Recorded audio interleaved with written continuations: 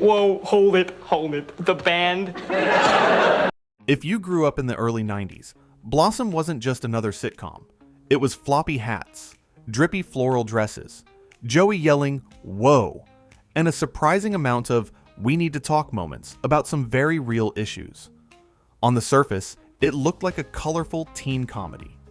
Underneath, it was one of the strangest, gutsiest family shows NBC ever put on the air. What most people never saw was how close Blossom came to being a totally different series, how many casting almosts were hiding behind the scenes, and how the show's fingerprints are all over TV history, even if it's weirdly hard to stream today. From the pilot that looks like an alternate universe, to a famous Marvel hero behind the camera, to the idea that Joey Russo may have helped inspire Joey Tribbiani, there's a lot more going on underneath those hats. So dust off your floppy brim, grab a bowl of 90s cereal, and let's dive into some weird, wonderful facts from Blossom.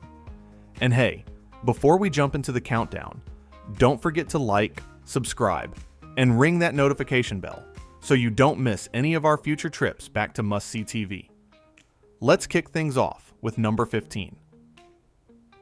15. Blossom was almost a completely different show. Believe it or not, Blossom started life with a totally different main character. Creator Don Rio originally pitched a show called Richie, about a sensitive, wisecracking teenage boy with a cool musician dad. It was much more in the tradition of male-led coming-of-age stories. NBC's reaction? We've seen this movie.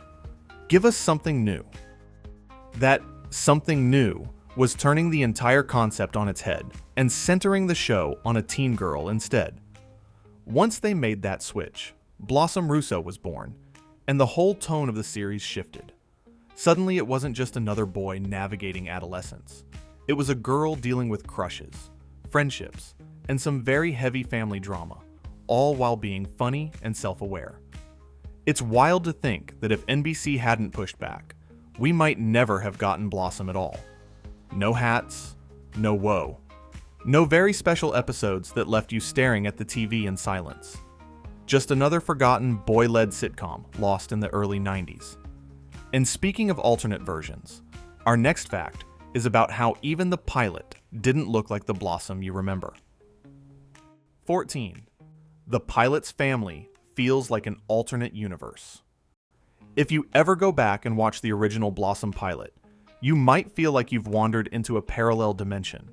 The family dynamic is more traditional, the tone is different, and some of the characters barely resemble who they would become once the series officially launched. NBC initially thought the divorced musician dad concept was a little too out there, so the first take on the show is more standard sitcom family. But once the network saw how audiences responded to Blossom's perspective and the idea of a slightly offbeat broken home trying to function, they loosened the reins. The result was a major reworking. The musician dad came back in full force. Key roles were recast, and the family we know, Blossom, Joey, Tony, and their dad Nick, finally clicked into place. Watching that early version feels like a glimpse into what Blossom might have been if nobody had gotten brave. It's still recognizable, but it's missing the quirky, slightly chaotic energy that made the show stand out. And that theme of almost something else continues behind the scenes, especially when it comes to Mayim Bialik's career right before Blossom hit big. 13. Blossom only existed because another sitcom flopped. Mayim Bialik didn't just land Blossom out of nowhere. At the time the Blossom pilot aired, she was already starring in a different sitcom called Malloy over on Fox. That show was actually filmed first and was supposed to be her big vehicle. The plan was simple. If Malloy took off, Mayim would be tied up there. Blossom was more of a we'll see option. But Malloy never really found its audience. It fizzled out after a short run, leaving Mayim suddenly available right when NBC decided they did. In fact, want more Blossom. It's one of those weird sliding door moments in TV history. In another timeline, Mayim might be remembered for some forgotten Fox sitcom instead of a defining 90s series, a long run on The Big Bang Theory, and a second act as one of TV's most recognizable faces. One show's failure paved the way for Blossom Russo to become a pop culture icon. And speaking of casting close calls, one of the most beloved characters on the show could have looked and sounded very different. 12. Six could have been played by Natasha Lyonne. Blossom's best friend. Six is one of the most instantly recognizable sidekicks of the 90s. She talks a mile a minute, barrels into every scene, and somehow manages to be supportive, exhausting, and hilarious all at once. It feels impossible to imagine anyone but Jenna Von Oy playing her. But at one point, the role might have gone to a future indie darling, Natasha Lyonne. The same Natasha Lyonne who would later star in Slums of Beverly Hills, Orange is the New Black, and Russian Doll reportedly auditioned for the part. Imagine Six with that raspy, world-weary Lyonne energy. The character might have felt more sarcastic, less hyperactive tornado, and more dry, deadpan chaos. In the end, Jenna Von Oy's rapid-fire delivery and bubbly charm nailed exactly what the producers wanted. She turned Six into the kind of friend who seemed like a bad influence one moment, and the only person who really understood Blossom the next. And casting magic didn't stop there. Even one of Blossom's brothers got his job thanks to a very unexpected recommendation from Blossom herself. 11. Mayim helped cast her own TV brother. Most teenage actors show up, hit their marks, and go home. Mayim Bialik, though, accidentally stepped into casting director territory when it came to her on-screen brother Tony. Michael Stoyanov, who would go on to play Tony Russo, had previously guest starred on Empty Nest. Mayim saw his performance and thought, "Hey, that guy looks like he could actually be my brother." She mentioned him to the show's team, and that offhand observation helped put him on their radar. Before long, he was cast as Tony, the recovering addict big brother with a heart of gold and a track record of terrible decisions. That choice paid off big time. Stoyanov's Tony brought humor, vulnerability, and a different perspective to the family. His struggles with sobriety gave Blossom some of its most serious, memorable stories, and his dynamic with Blossom grounded the show emotionally. It's a rare case where the star literally helped assemble her fictional family, and while Tony brought the heart, Joey brought something else entirely, one of the most famous catchphrases of the decade. 10. Joey's "whoa" started as a totally different line. Ask anyone what they remember about Joey Russo, and you'll probably get the same answer. Whoa. That high-pitched, drawn-out exclamation became so tied to Joey Lawrence that it practically followed him around for years. But it didn't start out that way. Originally, the line was written more like a standard surfer dude reaction, a quick Keanu Reeves-style "whoa" you might hear in a movie like Bill and Ted. Joey Lawrence slowly stretched it out, raised the pitch, and turned it into a signature move. The more he leaned into it, the more the audience responded. Suddenly, it wasn't just a line, it was a moment. What's funny is that this little tweak could have easily gone nowhere. If Joey had delivered it exactly as written, it might have been just another 90s reaction word. Instead, he turned it into something so distinct that people still quote it decades later. Of course, when something becomes that iconic, there's always a risk of overdoing it, and that's exactly what worried the people making the show. 9. NBC worried "whoa" would take over the show. As Blossom grew more popular, Joey's "whoa" exploded into full-on catchphrase territory.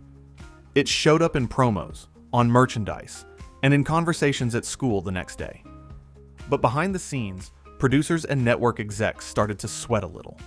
They didn't want Joey to turn into a cartoon of himself, or for the show to feel like it was built around one word. So they had to strike a delicate balance.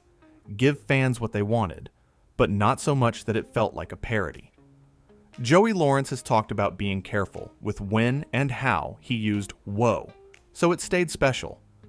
That's the funny thing about catchphrases. They're a blessing and a curse. They make a character instantly memorable, but they can also trap them. Meanwhile, while viewers were laughing at Joey's goofy reactions, the show was quietly doing something very unusual for a teen sitcom, making addiction and recovery a central part of the family story. 8. A family sitcom built around addiction and recovery. Most early 90s family comedies handled serious issues with a single, very special episode and then moved on like nothing happened. Blossom went a step further. It baked those struggles into the DNA of the show through Tony Russo. Tony isn't just a funny older brother. He's a recovering addict and alcoholic, and the show never fully lets you forget it. His sobriety, his setbacks, and his effort to build a stable life. Working as a paramedic, trying to be a responsible adult, give the series a weight that sneaks up on you. Blossom isn't just navigating crushes and school dances. She's watching a sibling fight for his life in a quieter, ongoing way.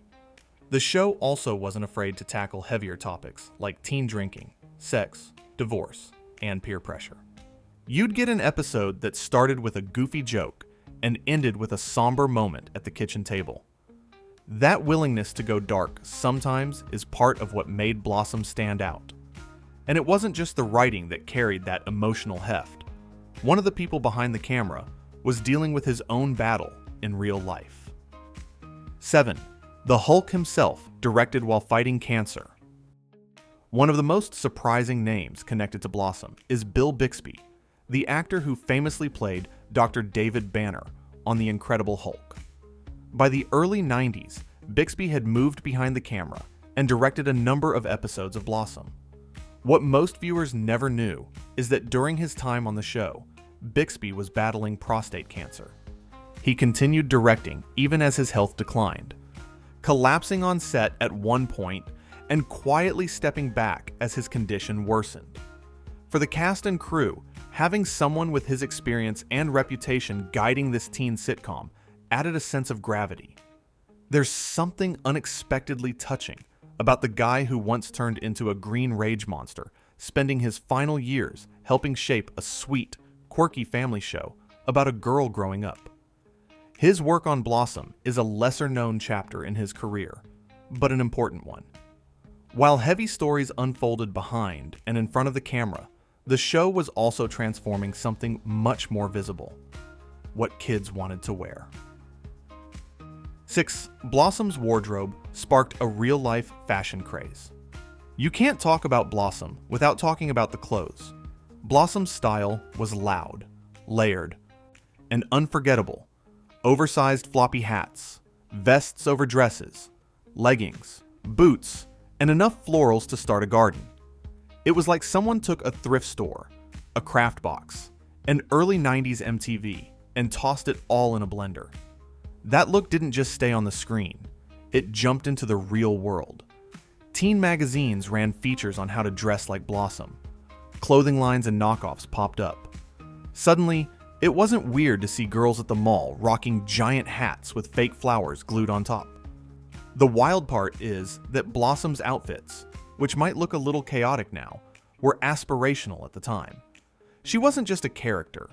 She was a style icon for a generation of young viewers who wanted to feel quirky and unique.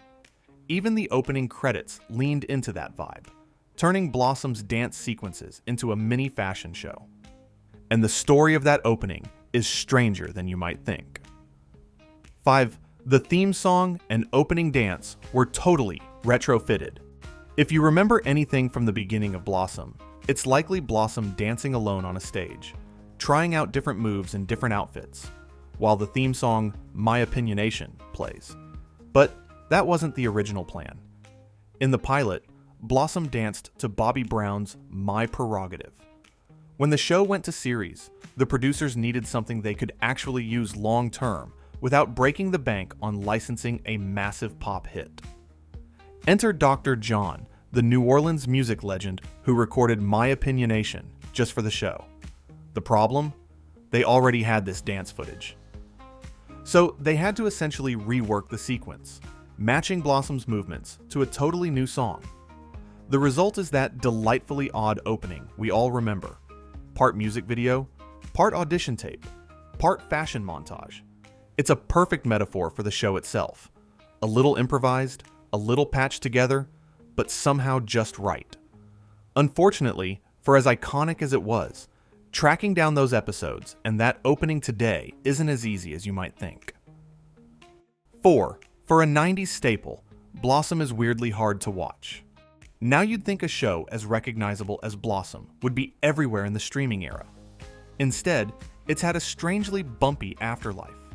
It never became a syndication monster like Full House or The Fresh Prince of Bel-Air, and its rerun presence has always felt a bit scattered.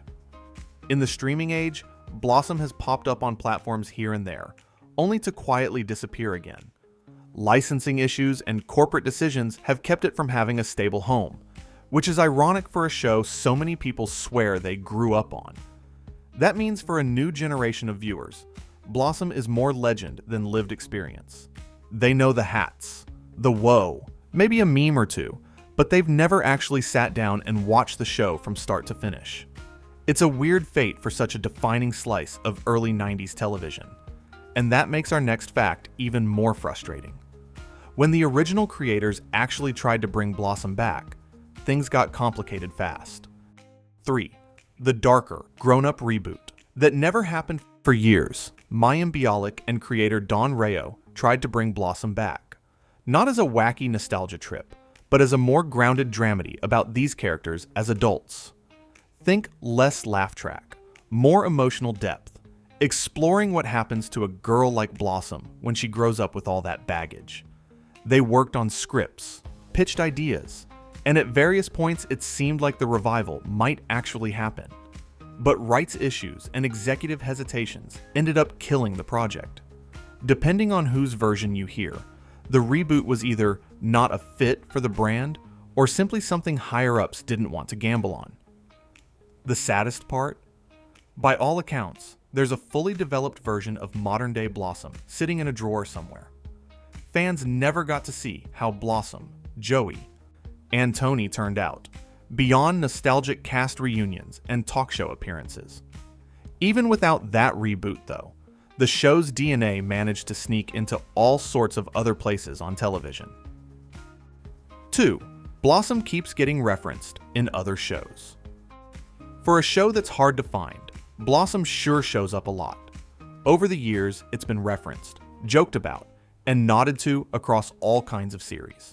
Sometimes it's a throwaway line about floppy hats. Sometimes it's a character joking about very special episodes. Sometimes it's a direct shout-out to Mayim Bialik's teen star past. When Bialik joined The Big Bang Theory, her Blossom-era fame became an unofficial in-joke.